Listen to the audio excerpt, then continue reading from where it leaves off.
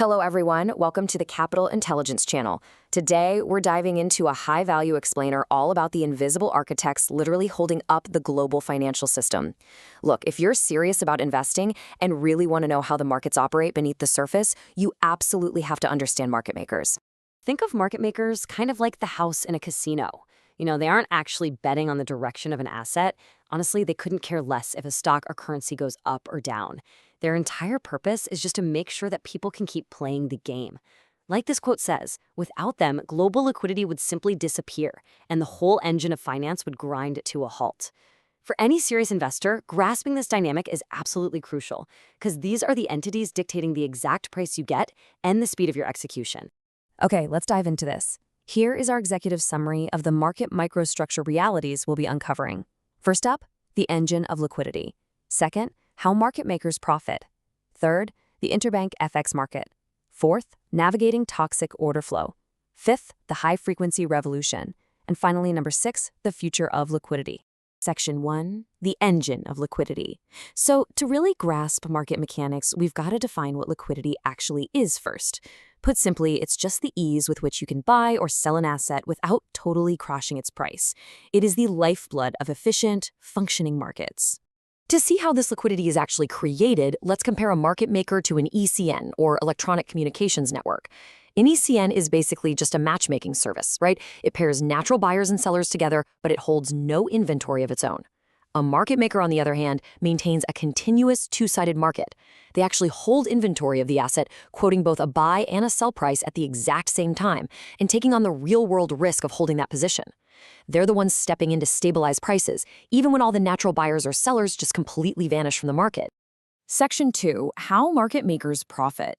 Okay, so if they're taking on all of this massive inventory risk, how are they actually making their money?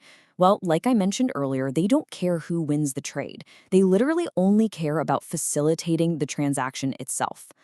Now, what's really interesting about this slide is the actual breakdown of where their revenue comes from.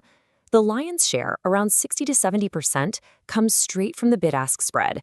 That's that tiny little difference between the price they're willing to buy at and the price they'll sell at. Another 20 to 25% comes from trading fees and exchange rebates, and then the last 10 to 15%, that's interest income earned right off their inventory positions. When you get down to it, this is just a massive volume game.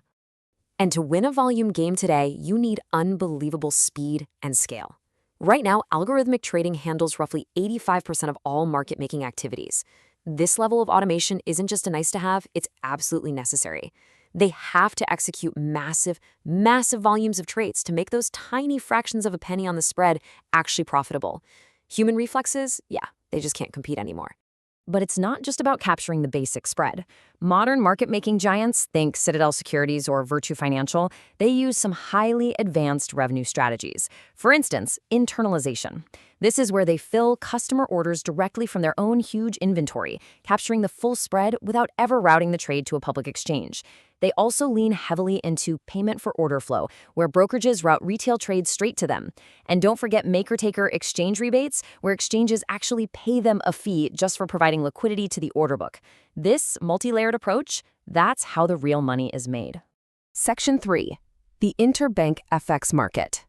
All right, now that we've got the core mechanics of their profitability down, let's look at the absolute largest, most liquid financial arena on Earth, the foreign exchange market. And this brilliantly illustrates the sheer scale of it all. $7.5 trillion. That is the staggering amount traded every single day on the global interbank forex market. I mean, it completely dwarfs global equity markets. It serves as the foundational layer for all global commerce. Look, if you're a retail investor trading Forex, you're usually dealing with adjusted spreads, broker markups, and frankly, interacting with much thinner liquidity. But the interbank tier, that's where the true market makers operate. This is where commercial banks, investment banks, and massive hedge funds trade directly with each other over electronic networks like EBS and Reuters. Up there, they're getting near zero spreads and the absolute deepest liquidity on the planet, especially during that golden window of the day when the London and New York trading sessions overlap. Section 4, navigating toxic order flow. Providing all this deep liquidity isn't exactly a walk in the park. Let's pivot into a bit of an academic deep dive to look at the greatest systemic risk these invisible engines face every single day. So the crucial point is understanding something called adverse selection. This is literally the nightmare scenario for a market maker. It happens when they unknowingly trade against an informed trader or maybe a highly sophisticated predatory algorithm. When that happens, the market maker is essentially providing liquidity at a guaranteed loss. They're accumulating what the industry calls toxic flow. Basically, they end up holding exactly the wrong inventory right before the price violently moves against them. To protect themselves from getting crushed by this toxic flow, market makers rely on incredibly intense quantitative models calculating the probability of informed trading, or PIN for short. And in today's high-frequency world, they use an advanced metric called VPN, volume synchronized probability of informed trading. By constantly crunching volume imbalances and trade intensity, their algorithms can actually mathematically estimate market toxicity in real time. If that VPIN number spikes, the market maker instantly knows toxic flow is entering, and they'll rapidly widen their spreads or just step back entirely to avoid a severe loss. Section 5. The high-frequency revolution.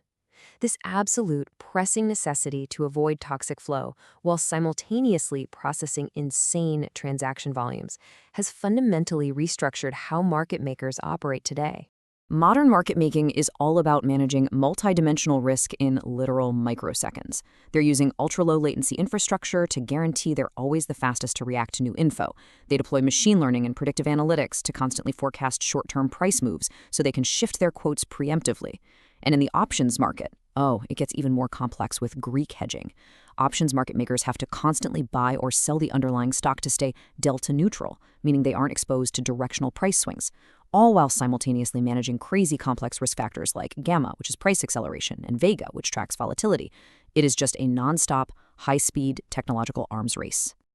Section 6. The future of liquidity. As this tech continues to advance at just breakneck speeds, we are now staring down the final frontier of market structure, decentralized finance.